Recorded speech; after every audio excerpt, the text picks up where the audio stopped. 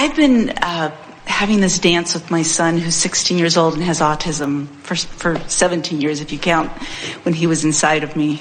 And we have expanded tremendously because of this back and forth relationship that we've had. It's been very beautiful. What's the predominant thing that he has taught you? Oh my, where do I even begin? I found my husband because of him. I found my career because of him. Well, but what has he taught you? What do you know because of him? I know that well-being always abounds. I know that he is perfect without being like everyone else. I know that everybody is perfect without being like everyone else. Big, isn't it? My son was very, very sick when he was little, and I went on a quest to find answers for him to help him feel better, because he screamed from the moment he woke up until he went to bed.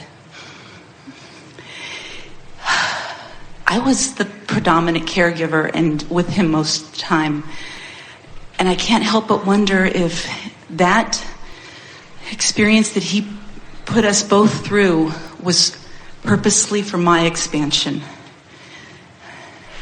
Well, we would say no, for sure, no, for sure, no, for sure. For sure. But he was acclimating into, and we want to say this to you gently, hostile vibration.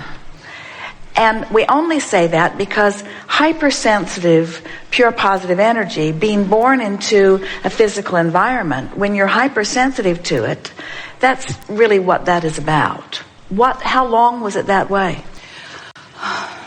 Until about 2 years ago, for about 14 years. It wasn't until I started to release resistance. So that's what we were talking about, the hostile environment, meaning an environment that asks the impossible to happen. Be different than you are. Yeah. So once you made peace with what is, right, then the hostile environment, and we're using that term really loosely just so that you can hear it. But the exaggerated contrast subsided.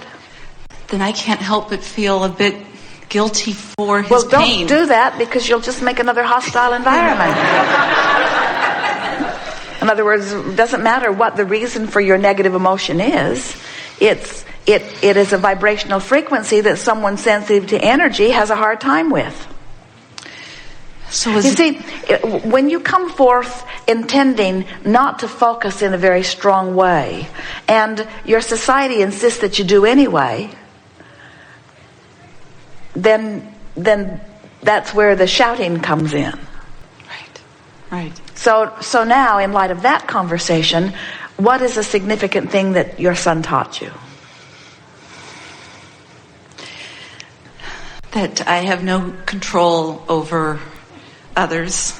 And therefore, it is to my advantage to let go, make peace with what is.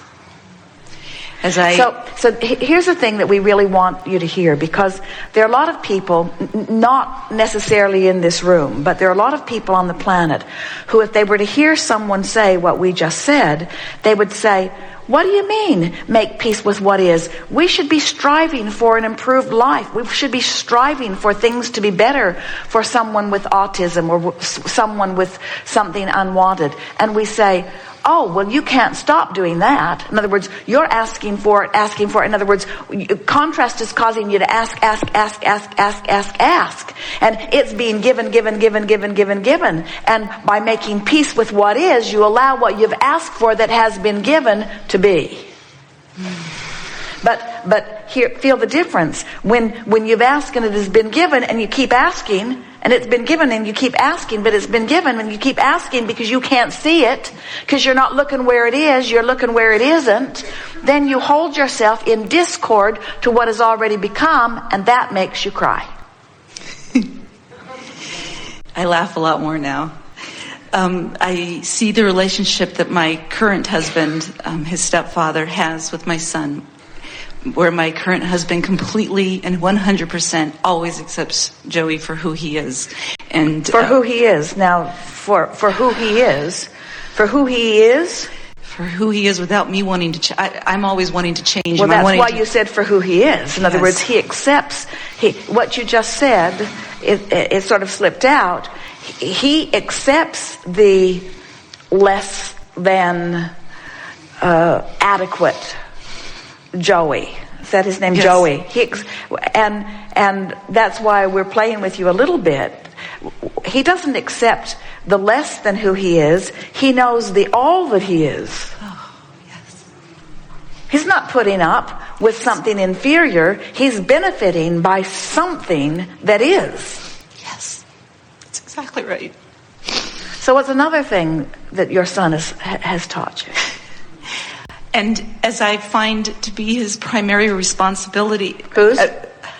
I still feel responsibility to him, to Joey, because I have to make sure that he's bathed and that he's fed well and that he doesn't run away and that he has a proper school education. And yet I want to let go, but yet I still feel... Talk to us about 2 years ago, what shifted, what behavioral change you saw. Joey had 50 food allergies. He was allergic to everything under the sun, everything. He would scream with the slightest of these food infractions. And I decided that I wasn't going to keep letting that hold me back from traveling. So I started to take him to travel. And as soon as I booked the reservation, we found out he lost one by one. And by the time we actually took the cruise, he had lost all of his food allergies. So the food allergies were never real? No.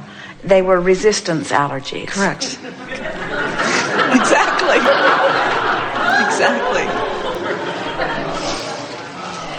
And when I take him, and he'll be on the Mexico cruise, but when I take him, I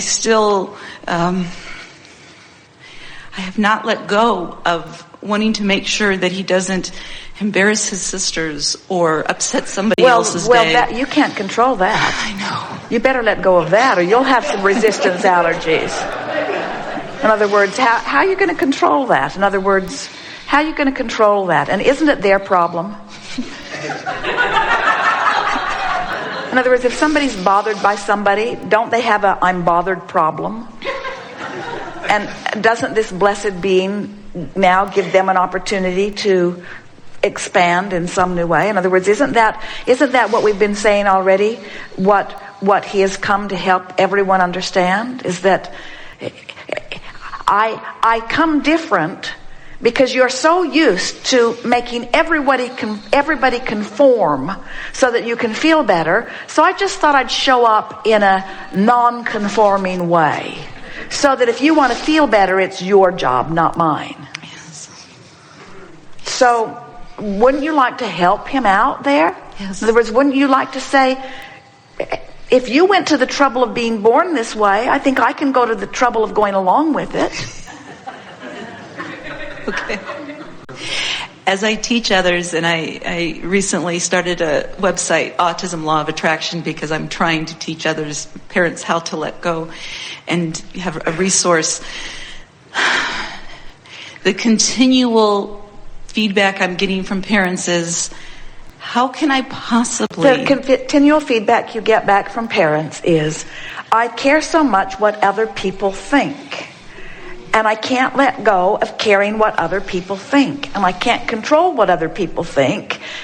And I care what they think, and I can't control what they think, and I care what they think, and I'm exhausted because I can't control what they think, and I care what they think. And I don't want my son to have a hard life, and yet he's going to be out there behaving in a way that other people are going to give him a hard time, and I can't fix that, and it's driving me out of my mind. So what could you possibly give them? But there's more, because there's the in the house, not anyone cares what anyone else thinks, because it's just in your house, and listening to your child scream from the second they wake up until they go to bed and bang their head and bite their arm. Is that still going on? For my son? Yes. When he's out of the vortex, he bites his arm. Well, but no, it's way better. In other words, if somebody presses a pillow to your face, don't you claw for your oxygen? Don't you scream for it? Don't you want it? And so if someone is hypersensitive to the vortex, And that's the label we're giving him.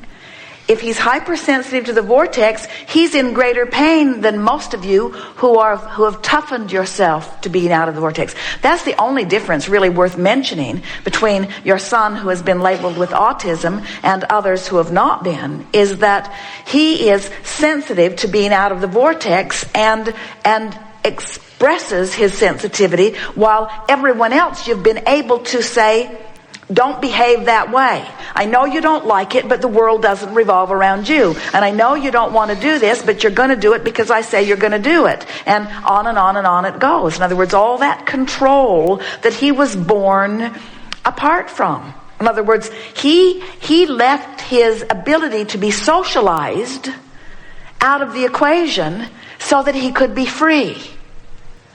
And the point that he's wanting to make from that non-physical perspective is, don't you think it would be nice if people could be free without having to give up their ability to socialize in order to make the point? That's really what he's when we keep saying, what else have you learned? What else have you learned? What else have you learned? That's really the big point.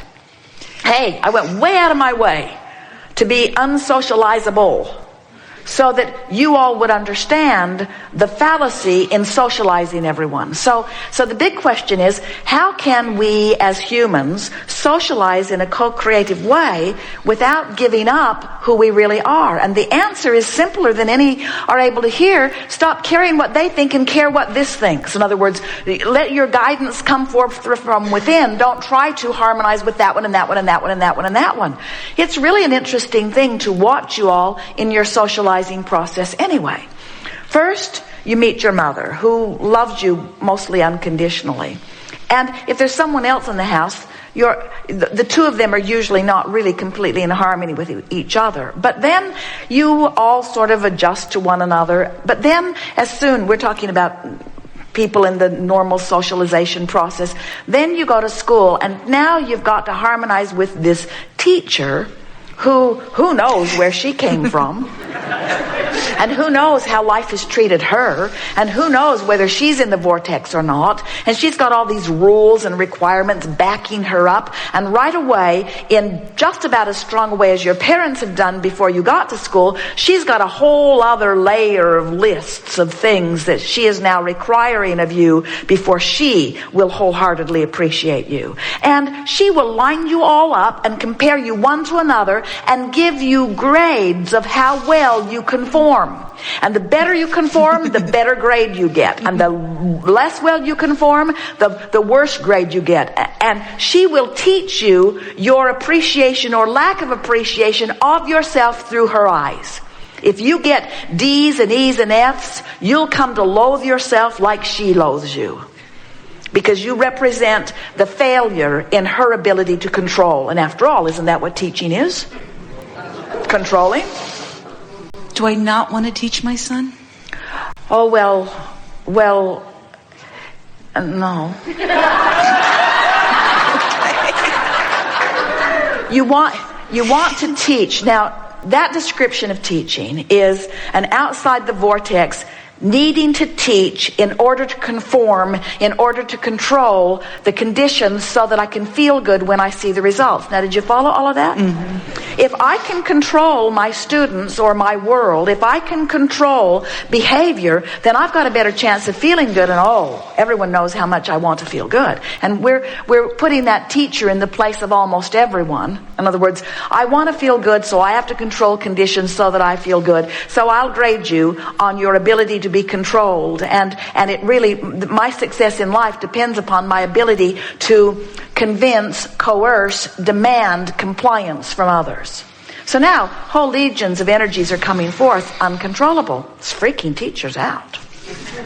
I mean, a lot of them are not even labeled as autistic, and they're uncontrollable. Mm-hmm. They're just coming with antisocial behavior, which isn't antisocial behavior, it's love me unconditionally behavior. But hardly anybody has the capacity to love unconditionally. Almost everybody's placed limits and conditions on how much they will love. And of course, everyone wants the A, which means I've learned to jump through the right hoops. when someone's watching anyway.